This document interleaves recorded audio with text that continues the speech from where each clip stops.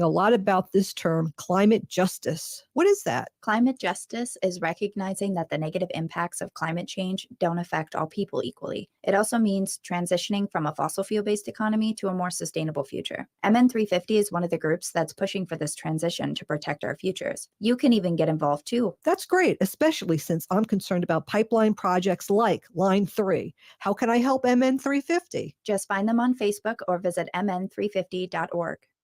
Hey Cudahy to all my friends and relatives in four directions. This is Robert Pilot of Native Roots Radio presents I'm Awake.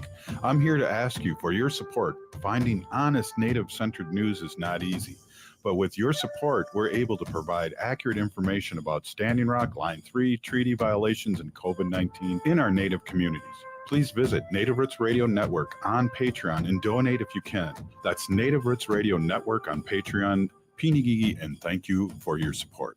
As we head towards colder weather, it's important to make sure you're up to date on vaccinations and protected from COVID-19. The Native American Community Clinic is now administering the updated Pfizer bivalent booster.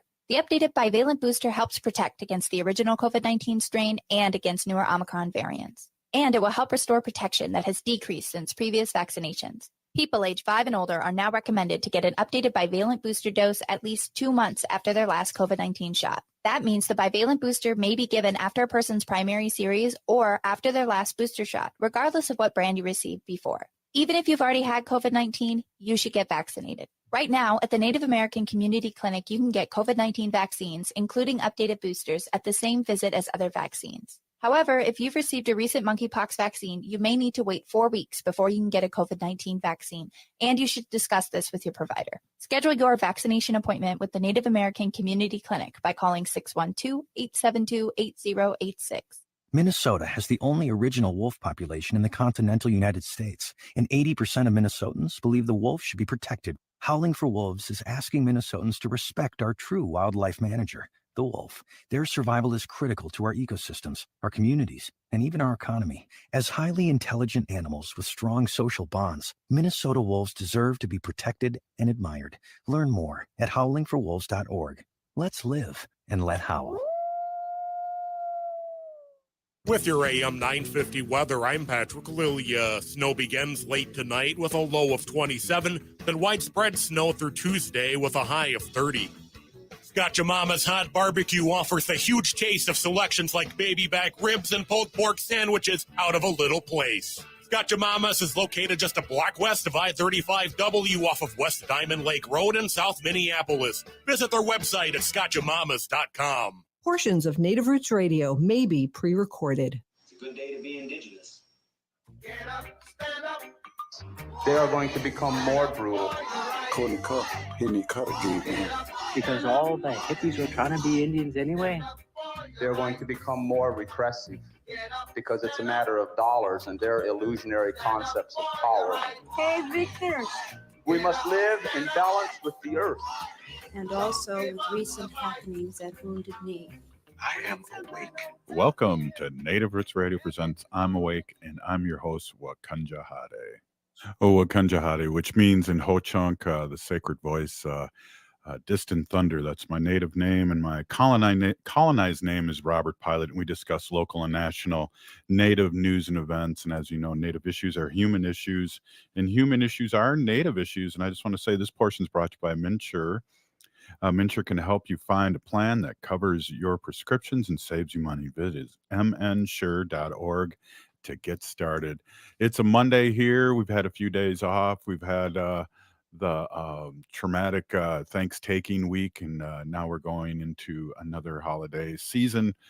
Just to let everyone know, remind everyone that we have the Native Roots Trading Post in downtown Minneapolis at the Dayton's Project. I just want to give a shout out to my Weeha, which means my second daughter in Ho-Chunk.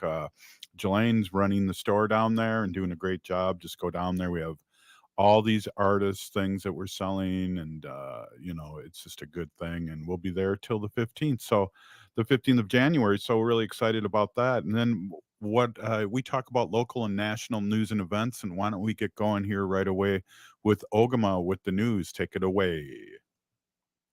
Bonjour, Ani and relatives. This is Ogama Ganua Kwe. I'm a citizen of the Red Lake Nation in northern Minnesota, and I have some news for you here on Native Roots Radio. The thing that I want to talk about today is something that I have not gotten to talk about yet on Native Roots Radio. If you don't know, COP27 negotiations just wrapped up last week. If you don't know what COP27 is, that's the common referred name of the United Nations Climate Change Conference, or Conference of the Parties of the UNFCCC. And it was held in Egypt this year, and it's been held annually since the first UN climate agreement in 1992. It's used by governments, worldwide governments, to agree on policies to help limit global temperature rises and adapt to impacts associated with climate change. And this year's conference has led to the first loss and damage fund being created. And this is because countries are, new countries now are agreeing to develop funding arrangements, which includes a dedicated fund to help vulnerable countries cope with the adverse impacts of climate change. And of course, reaffirming the need to stay below 1.5 degrees Celsius of warming. So that is good news that this has been arranged. New funding arrangements means that the nations that are able to are providing funding to help countries that are going to be impacted first and worst, which are often the countries that are not um, creating or contributing the most to climate change. So that is a big deal. That is something that a lot of people are talking about. It's really historic to have this funding arrangement for this loss and damage associated with climate change. And this recognizes that countries that are least responsible for the crisis are most heavily impacted. And this is just something that I think the world was ready to talk about now. And I don't know um, that it's taken as long as it shouldn't have taken as long as it has, but it's good to see that that is happening. On the other hand, though, negotiators at COP27 could not agree on language to phase down oil and gas use globally. Scientists are mostly in agreement throughout the world that is essential to keep climate change within manageable limits. And the language that would have been built on the agreement at COP27 to accelerate the phase down of coal use globally would have been done at COP26, but it did not get agreed on this year, which is disappointing. However, here in the United States, over here on Turtle Island, the U.S. has made some notable commitments and announcements at COP27. President Biden even spoke, and I want to give a shout out right quick to the Sierra Club, Cindy Carr, for putting out this great review and kind of wrapping it all together for us. But the U.S. EPA announced that there's going to be a long-awaited supplemental methane rule, and that aims to establish strong common sense protections against methane and other harmful pollution from the oil and gas industry. The Biden administration also announced that there will be a new federal contractor emissions rule requiring major federal contractors to disclose their greenhouse gas emissions publicly, as well as set targets for their reduction that are in line with the 2015 Paris Agreement. During a speech at COP27, President Biden also committed to doubling the U.S. pledge to the adaptation fund, which is launching a new initiatives to support Egypt in deploying 10 gigawatts of clean energy and retiring 5 gigawatts of methane gas generation, as well as launching a climate gender equity fund and an Indigenous Peoples Finance Access Facility.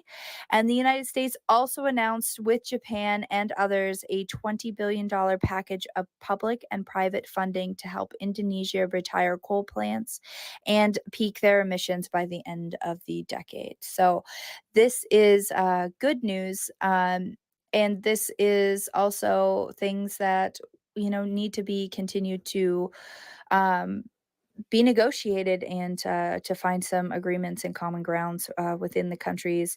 Last year's COP26 was held in Ireland, and I do believe next year's COP summit is to be held in Dubai in 2023. So that's really what I wanted to touch base on today, and to kind of give everybody a quick overview on. Sierra Club has some really great coverage on this. I think IEN, the Indigenous Environmental Network, has also done some great coverage on this as well.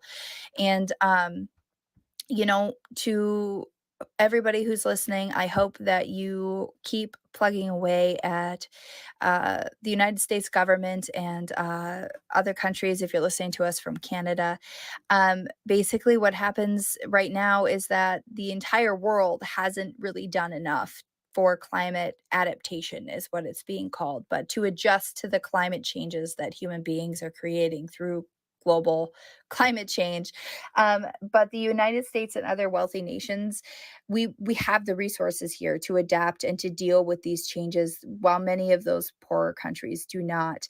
And it really is the responsibility of the United States to help other countries adapt to those impacts, and also to help manage our own losses and damages from climate change that are, of course, becoming more frequent. There's irreparable harm from climate change that is often referred to simply as loss and damage in international climate spaces. But that is loss of life, that is cultural sites, that is property, that is agriculture and food.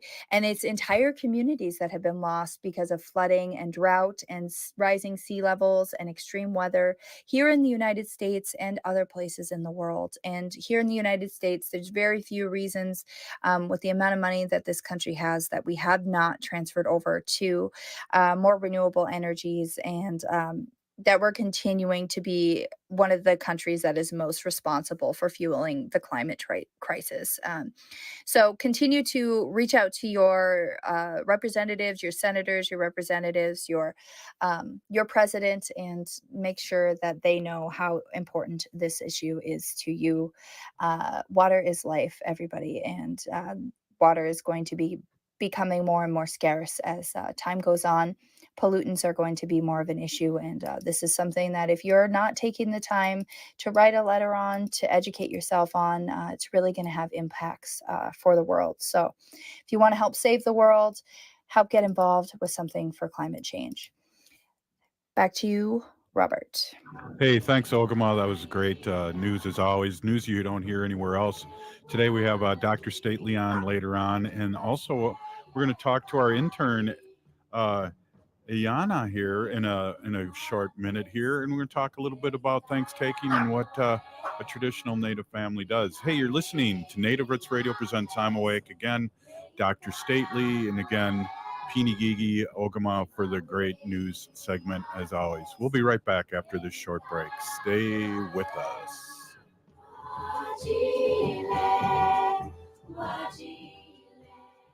Health insurance that fits my budget? I'm covered. I needed health coverage I could count on and afford. MNsure helped me find a plan that works for me, and they helped me save money. Did you know that most Minnesotans qualify for savings through MNsure? And they have free experts who can help you sign up for coverage. Go to MNsure.org today and get started and get covered. That's MNsure.org. MNsure.org. Hey, Ogama, I've been hearing a lot about this term, climate justice. What is that? Climate justice is recognizing that the negative impacts of climate change don't affect all people equally. It also means transitioning from a fossil fuel-based economy to a more sustainable future. MN350 is one of the groups that's pushing for this transition to protect our futures. You can even get involved too. That's great, especially since I'm concerned about pipeline projects like Line 3. How can I help MN350? Just find them on Facebook or visit mn350.org. If the statistics say that 1 in 3 Native women and 1 in 6 Native men have experienced sexual assault in their lifetime, it means our whole community is affected by sexual violence. 1 is too many. Don't stand by, stand up. Don't engage in acts of sexual violence, and shut down the dirty jokes, the gossip, the victim blaming and shaming. As a community, we can change the way we respond. Contact the Minnesota Indian Women's Sexual Assault Coalition to attend a workshop to learn more. Sponsored by the Minnesota Indian Women's Sexual Assault Coalition. J&S Bean Factory is a Native-owned, community-supported, cozy, artsy coffee shop which offers roasted on-site beans, live music, and baked goods. Relax in the beautiful outside patio. City Pages writes, voted top 10 coffee shops. Tucked into a quiet corner of St. Paul's Highland Park neighborhood, this coffee shop roasts beans on site from the best coffee growing countries in the world. Located at 1518 Randolph Avenue, St. Paul. The good stuff. You're listening to Native Roots Radio. This is Spirit from Reservation Dogs. Get up and listen.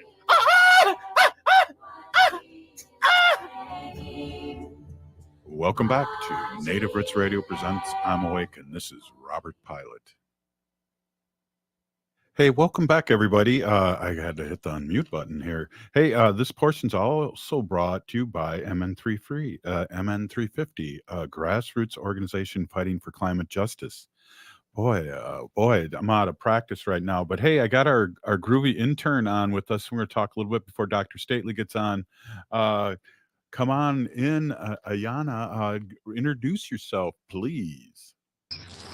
Tanse Ayana Denamina Sigasun Papixis Utsania St. Paul Ote Ewigan Buju Anishinaabe Dug Ayana Denami Indigenous Cause Papixis and Dinjaba St. Paul Nungum and Danakian. Hello, my name is Ayana Denami and I come at you from St. Paul.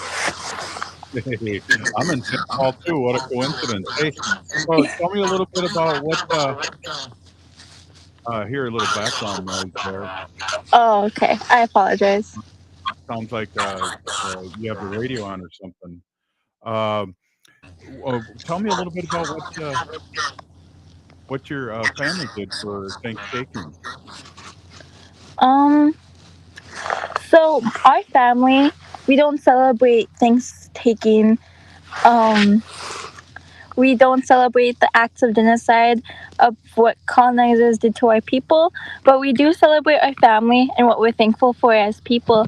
So we made a meal and we invited our family over. My brother from out of state, my brother from another mother, came and ate with us. And we made a spirit plate, put it out, sang a song, and just spent our time with family. That's a good thing, and you are thankful for what you're doing. You know, you're thankful for your family. I know I'm thankful for my family, and so that just brings me back. I know that it's important for us, but it's always important that we're thankful for. So it's not just this colonized day that really we talk about the true history was about murder and death of our native relatives out east when the first Thanksgiving was a pretty peaceful thing, and then they murdered many women and children on the next year. Yeah, it's a really sad history of what that day means to the people. And I think it's really important to keep reiterating that to people who don't understand, to people who never learned that. Yeah, exactly. And, you know, it's a national day of mourning. You know, since 1970, the Native Americans have gathered at noon on Coles Hill in Plymouth, Plymouth Rock, to commemorate the National Day of Mourning on the U.S. Thanksgiving holiday. Many Native Americans do not celebrate the arrival of the Pilgrims and other European settlers. To them, Thanksgiving Day is a reminder of the genocide of millions and millions and millions of their people. The the theft of their lands, the theft of their lands, and the relentless assault on our culture. Participants in the National Day of Mourning honor Native ancestors and the struggles of Native people to survive today. It is a day of remembrance and spiritual connection, as well as a protest of racism and oppression which Native Americans continue to experience. Uh, the National Day of Mourning, and I can really dig that. What about you? Yeah, it's definitely a day of mourning, a day of remembering where we come from, our ancestors, our people, the people that aren't here today that made it so we could be here. Exactly. You're 16 years old, and you know, you're a great example Mm. of still being here. Do you know what I mean? You are a great example of us still being here. We're not dinosaurs. We're not relics. We're people that are in the community. Right. People that are still here, people that still are alive and well and practicing their beliefs, our culture. Um, it's good to have that reminder because I know we aren't shown a lot in the media. We aren't people who, even though this is our land, this is our people's land, we aren't like front and center. And it's a good it's good to see our youth out there because it's just a remembrance of how we got here and how we're still strong and we've never been assimilated. Yeah, exactly. And then you have a lot of friends that feel the same way, that are doing the same good deeds, that are still. It looks strong for us Native people. I know I'm 62 years old, and you know we were all assimilated. You know and I feel like you young ones are really leading the way. And I know you're 16, but I also have to throw out the fact that Gen Z saved us in this last election. So I want to give you a shout out for Gen Z and the young ones that are really stepping it up, outvoting the baby boomers, and that's what I am as a boomer. So congratulations on that. Yeah, thank you. I know even though you're a boomer, you're a very open-minded one. That's funny. Yeah, I used to have students go, okay, you know, when I'd say something to them, they'd say, "Okay, boomer," and so I got this. Yeah. So what do you do during the week? I know you work on the show, but you do language and dance. Tell our audience a little bit about that. Yeah, okay. So, throughout the week and weekend, me and my family travel to different communities for powwows, round dances, or community ceremonies or social dances. Um, During the week, when I'm not on live doing the banners, I Mhm. am going to drum and dance practice at the Minnesota Indians Resource Center. They used to have it at the um The what's Indian it Center. called? The Indian Center. Yes, they used to have it at the Indian Center, but they started a renovation that won't be done for a few years, so they moved it. Um, so the Minnesota Indian Resource Center was like gracious enough to let us host drum and dance practice over there. Let me ask you a question because we have a lot of white people that listen to our show that are really big supporters. And can you give them a rundown? And I know we've done this in the past, but can you help our relatives, our white relatives that are allies that want to come to a powwow, what the kind of the proper etiquette is here in the next 2 minutes? Because I think it's important that they're welcomed, but there's certain things that they can and can't do. Can you elaborate on that? Yeah, I'd be happy to. Um, I just think one of the biggest things when you're coming to a powwow is that you're welcome there. Everyone's welcome there. Anyone of walks of life are welcome there, but there is no tolerance for drugs or alcohol. It's as much as it has been commercialized and powwows have been um, becoming more of a um, powwows have become more of a thing of social, there is Yeah. still that ceremonial aspect and that aspect of healing there. So do not bring drugs, alcohol, violence, or lateral violence. Right. That's good. A good point. Do you know where does the powwow originate from? Do you know that? Um, I have been taught some things. Some people believe different origins, but I have been taught that it has started from a man named Buffalo Bill. Oh, Um, yeah, did you hear about that, Robert? No, I haven't. I thought they were to celebrate our veterans. Yeah, I've heard that as well. But the way I was taught is that when we weren't allowed to practice our ceremonies, there was a man who there's a man named Buffalo Bill who seen that like what future people were interested in this stuff and that he could profit from like marketing us our ceremonial dances in this more like commercialized way. Yeah, yeah. Well, they really had those shows all over the country. In Europe, Buffalo Bill would bring in reenact reenact battles and all this crazy stuff. It's kind of weird to think of now in this year, but it's definitely something that happened back in the day. So, hey, we're gonna jump off here real soon here, and do you have any last words? I think I'll call you Ayana, our intern. Give us a last couple thoughts and minutes on this last minute here. Give us some thoughts. Well, I'd like to continue on how I said it was commercialized. Even though powers are more commercialized, that doesn't mean that there's not a ceremonial aspect or healing aspect, because those are traditional dances. Those are dances that mean something to our people from different walks of life, from different tribes. And even though that powers have become more of a thing, yeah, it doesn't mean that these don't have meanings and that they shouldn't be respected.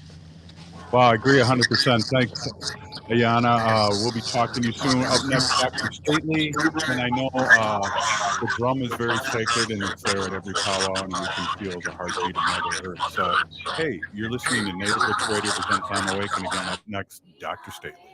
As we head towards colder weather, it's important to make sure you're up to date on vaccinations and protected from COVID-19. The Native American Community Clinic is now administering the updated Pfizer bivalent booster. The updated bivalent booster helps protect against the original COVID-19 strain and against newer Omicron variants. And it will help restore protection that has decreased since previous vaccinations. People age 5 and older are now recommended to get an updated bivalent booster dose at least 2 months after their last COVID-19 shot. That means the bivalent booster may be given after a person's primary series or after their last booster shot, regardless of what brand you received before. Even if you've already had COVID-19, you should get vaccinated. Right now, at the Native American Community Clinic, you can get COVID-19 vaccines, including updated boosters, at the same visit as other vaccines. However, if you've received a recent monkeypox vaccine, you may need to wait 4 weeks before you can get a COVID-19 vaccine, and you should discuss this with your provider. Schedule your vaccination appointment with the Native American Community Clinic by calling 612-872-8086.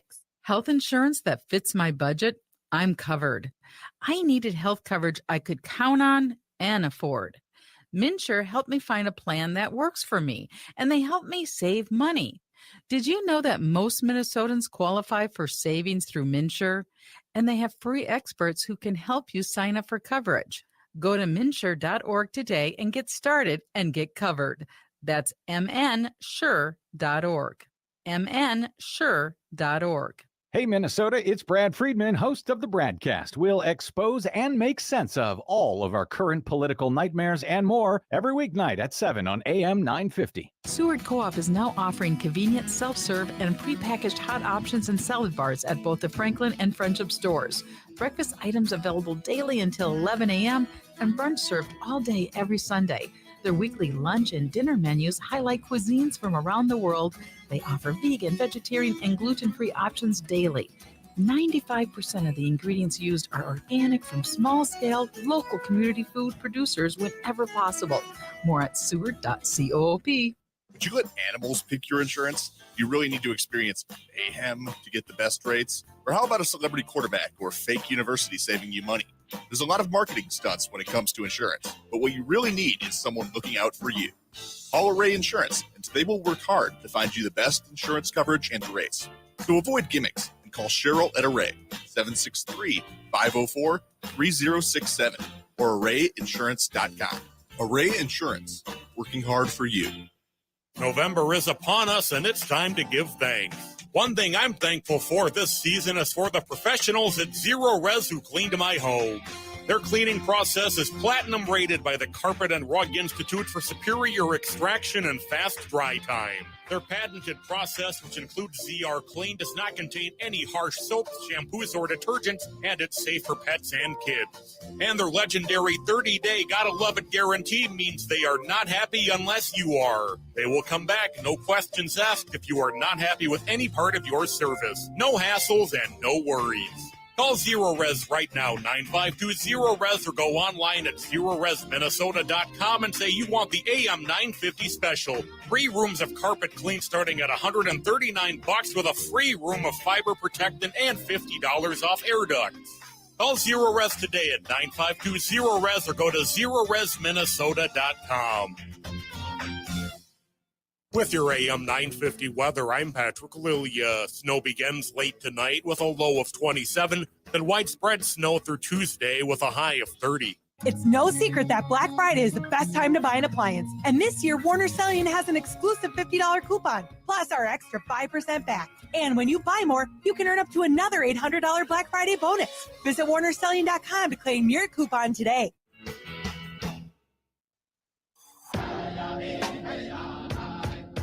This is Winona LaDuke of Honor the Earth, and you're listening to Native Roots Radio. I'm Awake. Welcome back to Native Roots Radio presents I'm Awake, and this is Robert Pilot. Hey, this portion is brought to you by MN350, a grassroots organization fighting for climate justice, and also the Minnesota Indian Women's Sexual Assault Coalition. Hey, I'm here, and it's Monday, and we're here with Dr. Stately, and we're really always glad to see you, Dr. Stately, and my dog's barking in the background here too. Really liking to see you. Hey, I just asked Ayana what she did and her family did for the break, and what do you traditionally do during our Thanksgiving celebration weekend? Well, over the last 12 or 13 years or so, we've gone back to South Dakota every Thanksgiving to spend time with my children's family from South Dakota. I think I mentioned this last time. Yeah. We adopted my children from my partner's cousin, or their other father's cousin, first cousin, and she died on Thanksgiving Day, the year they were born. So we typically go back every year, kind of in honor and respect of her memory. But it's gotten increasingly hard over the last couple of years since my sons have started travel hockey. They have almost every Thanksgiving they have hockey tournaments, like, and they're called really silly things like the Great Gobbler or whatever. Minnesota is known for its ridiculous hockey tournament names. But anyway, it's just gotten more and more challenging. So this year, I decided not to go. We went.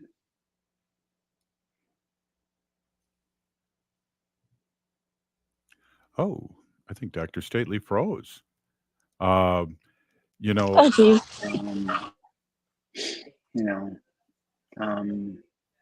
And all in 24 hours. It's just too hard. I'm getting too old. I know you know nothing about that, Robert. But. Yeah, well, I had to not do a walk today, Dr. Stately, because my lower back's bothering me, and I walk every day, so really weird because I've never really had back problems. But that's another. I think that's a new show, right? Well, it could be like. Do you have do you notice changes in your those kinds of things when it gets colder, when the seasons change? Some people's bones creak a little bit more in the wintertime than they do during the summertime. Well, I believe I'm sitting on the couch too long because Wendy and I have been watching Handmaid's Tale and finishing that up, and now The Crown's on, and so I mean that's 3 hours. Yeah, that'll do it. binge watching Netflix or Hulu, which I did actually over the break. I caught up on a couple things. I need to finish up. I forget which ones I did, but I'm kind of obsessed with.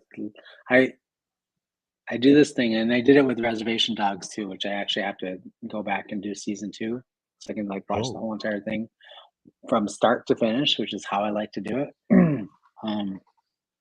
So I have to like admonish people like yourself or people at work, like, don't tell me what happened. I don't want to know. And it's just the way I like to watch it because I don't know. I think that it's like one of the things that I think the pandemic did to, which sort of kind of wrecked my TV watching and viewing pleasure, which is like, during 2019 and 2020, I could sit for days on end, for hours on end, and watch, 9 episodes of a season in a couple of days and be completely satisfied. So now I'm kind of stuck in that situation. So I don't even start if I can't watch the whole entire thing. Wow, that's crazy. So, yeah, you waited till Reservation Dogs finished. Did you get through the second season? I haven't. I'm gonna wait till I go. I also have this other thing where which is ironic because I do have like a stack of books on my end table that they have like 6 or 7 books. So like if I get tired of reading it, I'll put it aside. Barack Obama's memoir is a good example of that. It's like, it's so big and heavy that if it fell on you, it might, break a limb or kill you. Yeah. And the man is loquacious, but I do love his writing. I just can't go through the entire thing in one stop. So I have a bunch of different things I read. I'm different with TV in that way. Like if I get into a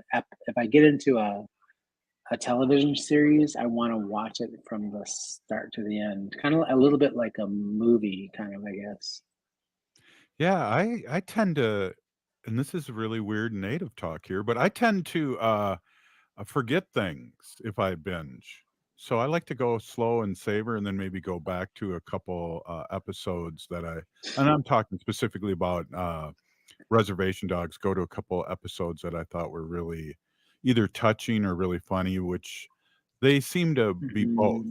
I really liked the one where her relatives were following her. That was, and you haven't been able to see it, so I'm not going to get deep into it. But that one brought Yeah, tears to my.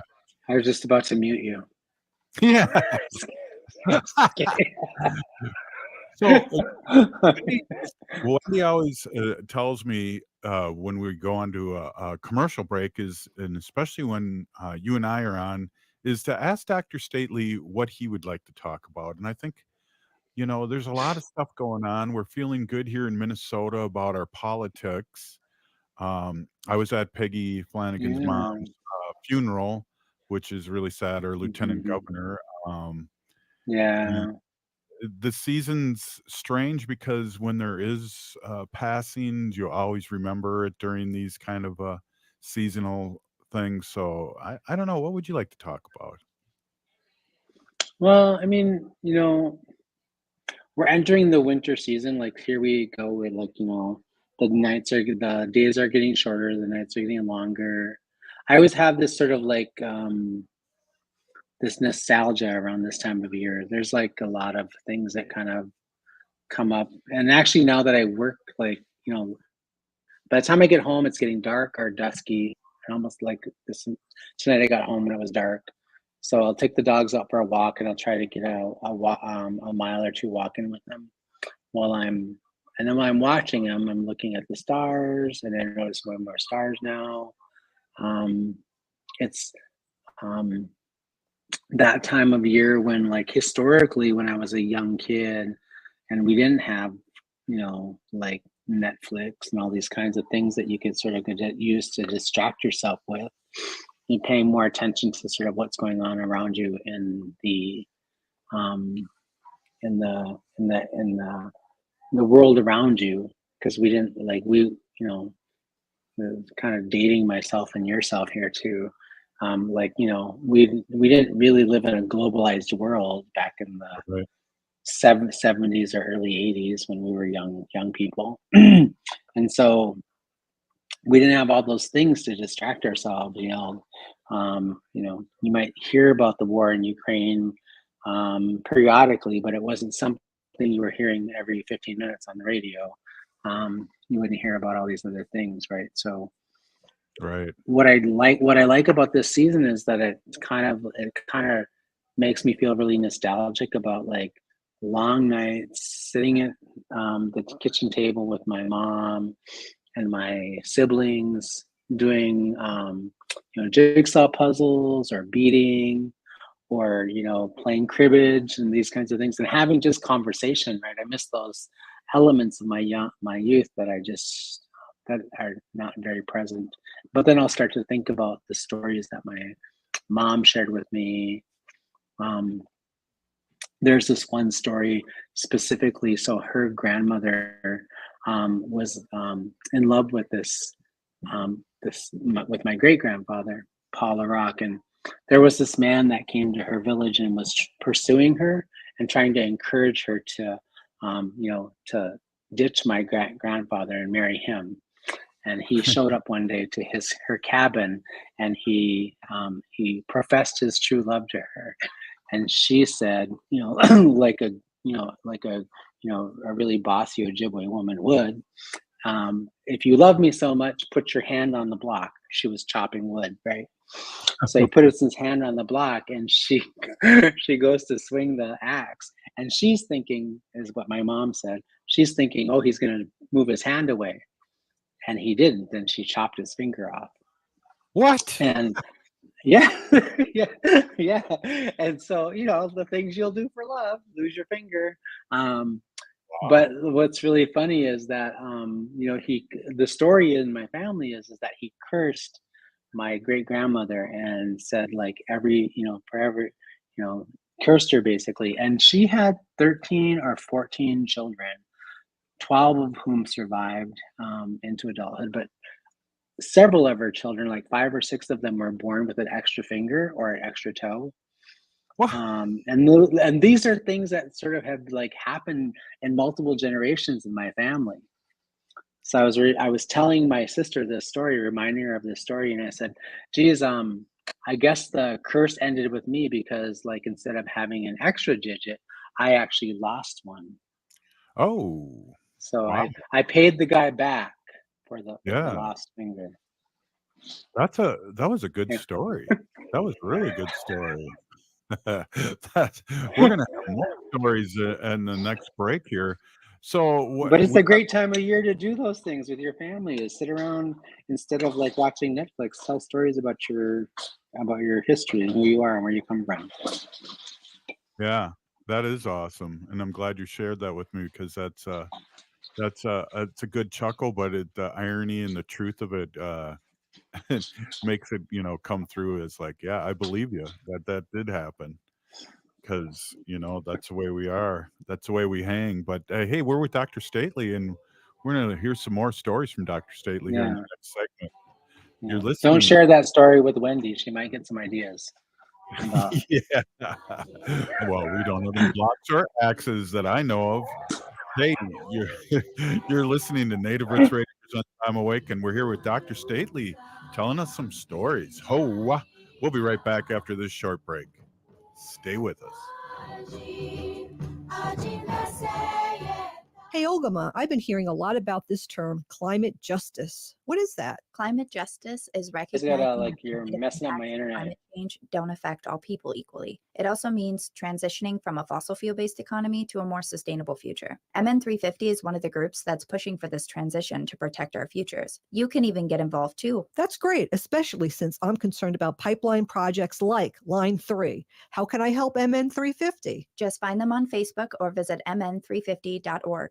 Minnesota has the only original wolf population in the continental United States, and 80% of Minnesotans believe the wolf should be protected. Howling for Wolves is asking Minnesotans to respect our true wildlife manager, the wolf. Their survival is critical to our ecosystems, our communities, and even our economy. As highly intelligent animals with strong social bonds, Minnesota wolves deserve to be protected and admired. Learn more at howlingforwolves.org. Let's live and let howl. Hey, Wendy, what are we doing for dinner after the show? How about we go to J. Selby's on 169 Victoria Street in St. Paul? They have a delicious plant-based menu that's compassionate and environmentally sustainable. I'm getting their spot-on vegan Big Mac, the dirty secret. You can pick up and they deliver within a 5-mile radius, or you can call them at 651-222-3263 or visit jselbys.com. Well, you sold me, Wen. Let's go order at J. Selby's tonight. I'm hungry. Minnesotans age 65 plus might qualify for Health Partners Minnesota Senior Health Options. The plan includes personal support, coverage for medical, prescription drugs, and dental, plus over 30 extra benefits. Eligibility information is available at healthpartners.com/oneplan. Health Partners is a health plan that contracts with both Medicare and the Minnesota Medical Assistance Medicaid program to provide benefits of both programs to enrollees. Enrollment in Health Partners depends on contract renewal. Bonjour, I am Oshawashko Gijig. I'm from Red Lake Nation, and you're listening to Native Roots Radio. Welcome back to Native Roots Radio presents I'm Awake. Hey, this portion of Native Roots Radio is brought to you by Howling for Wolves, protecting wolves for future generations. How?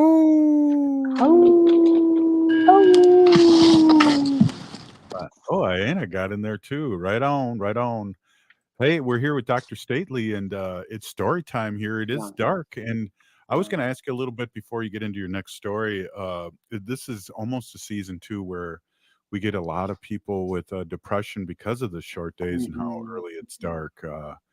That's starting to crop up in your clinic? Yeah, I mean, I even have family members who are who struggle with depression or depressive anxiety, seasonal affective disorder, like the less light. There's all kinds of like science now that suggests like less access to light. You don't get as much vitamin D. I think that's true of just people who live in like the Midwest. We're surrounded by trees and we don't get a lot of sun. Certainly not as much as California does or Florida. So we have a little bit more. The seasons affect us more. But I think the other thing that's really challenging, particularly around this time of year, is like with the holidays, is the amount of cumulative loss and contemporaneous loss that people have had in their lives, right? The loss of relatives and loved ones, either recently within the last couple of years because of the pandemic, or even like over the years, right? Like I mentioned earlier, that I get kind of melancholic on my walks because I have a lot of time to think. I'm walking the dog. I'm looking. Last night or a couple nights ago, when I was walking the dogs at dusk time, it was I looked up and it was a really beautiful sunset, and then I noticed that the crescent moon was there, and it made me think about my older sister Rebecca, who was a great athlete. She worked at Mr. Arts, which was a bar on Franklin Avenue back before all the bars disappeared. But she was also like one of the best billiards player. She was known not just across Minnesota, but across the United States as being an amazing, pool player. So it started making me think about her in the last conversation I had with her, which was around this time in 2009, the year I moved back from Seattle when my children were 2. And she called me sometime between Thanksgiving and Christmas. When I had started a new job, I was really, really busy. Kind of thought like, well, I'd have more time. I saw her on Thanksgiving Day. I went to see her. She was in treatment. And then I got really busy and allowed myself to get distracted by a bunch of other things. And I didn't see her again after that. And she ended up dying in April of 2010, a few months after that holiday. And she relapsed and she drank herself to death. And I was thinking about her on that walk the other night, and because she was named after that crescent moon, and I was starting to talk with her. as I was walking my dog, having a conversation with her, telling her about the funny things I remembered, the stories she told me, the things that we had done together, their experiences, some of our trials and tribulations. And I acknowledged to her in that walk the last conversation I had with her, which is she called me like just before Christmas and asked me how I was. And I said, I'm fine. And she said, no, you're not. And I said, well, how do you know? She goes, because I can hear it in your voice. And so I remembered back at what was going on in my life at that moment in time. It was a highly stressful time. Just moved cross country, had small children, wasn't moved into my own place yet, staying with relatives. I was stressed about a lot of things. I was still paying on a house in Seattle and trying to find a house here, and and trying to hold my life together, right? And Right. she could tell by the sound of my voice and the tone of our conversation that I wasn't in a good place. And it's just a kind of a nice thing, like to have an older sibling or a relative point out to you, like, I know you, and I know you're not right, and to say that and to acknowledge that and voice it. How I wasn't able to see it then, like how important that was, an opportunity for me to take pause and like see myself through another person's lens, right? Somebody who knew me well, knew me since birth, right? I think those are important things we can do for each other during this period of time, and when things get quiet and things slow down and we have a lot more time to be sort of in our thoughts and in our experiences, because we're not rushing off with summer and spring activities and sorts of things. During this time of year, historically or just traditionally, we would go into our lodges and we'd talk about the things that had gone on over the course of the year. Dakota people would do they would do their winter counts where they'd draw the major events of their life over the last year and document those things. And these are the times when we're supposed to do that. We're supposed to collect our thoughts and our experiences and reflect on them, share those with our loved ones, talk about them, and keep those memories, because those memories are going to be what sustain us through our lifetime. And so I have a lot of people that I lost around this time in my life that they come back to me in this moment in time and visit me in dreams and in conversations and things in the elements. The other day a red cardinal landed on my fence here, and she always told me she'd come back as a red cardinal and talk to me. So this is kind of like, those are like the things I think that are important for us to pay attention to. They sort of help us connect to this longer, deeper history of who we are. And they connect us to the people who've passed and make us maybe feel less lonely, right? Yeah. Well, I walk down in the river a few blocks from my house every day, and didn't today, but 9 times out of 10, I see an eagle down there. And in our way, Ho-Chunk way, that's our relatives looking over us. And it was really important for me and have my children get their native name, because when we do pass on, that's how we're going to be called. And so Yeah. they're not going to say, "Hey, Bobby P, what's up? We're over here." They're going to say, "Wakunja Hade." Yeah.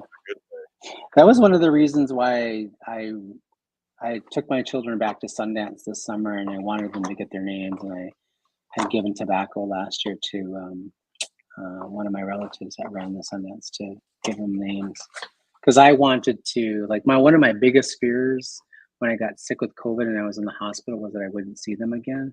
And at this moment, and when I was laying in the hospital, I was like, I don't know their names, and I need to be like, if I'm on the other side, I need to know who they are, and I need to be able to call their name, and so those things, it's like, I guess now is a really good time for you to begin, like, how you like start to like write down the things that you want to do, the commitments you're going to make. People call them, what are they called? They're called your New Year's resolutions. I call them commitments, right? Commitments to yourself to do something, to do one thing or a handful of things that are going to sort of like set you on a course for change for the new year. And this is a good time to do that. Make a list of those things that you really want to get accomplished over the next year, because it'll make you feel easier, it'll make you feel comfortable, and make you feel like you're prepared. Because life is unpredictable. There's all kinds of things that are unpredictable about life.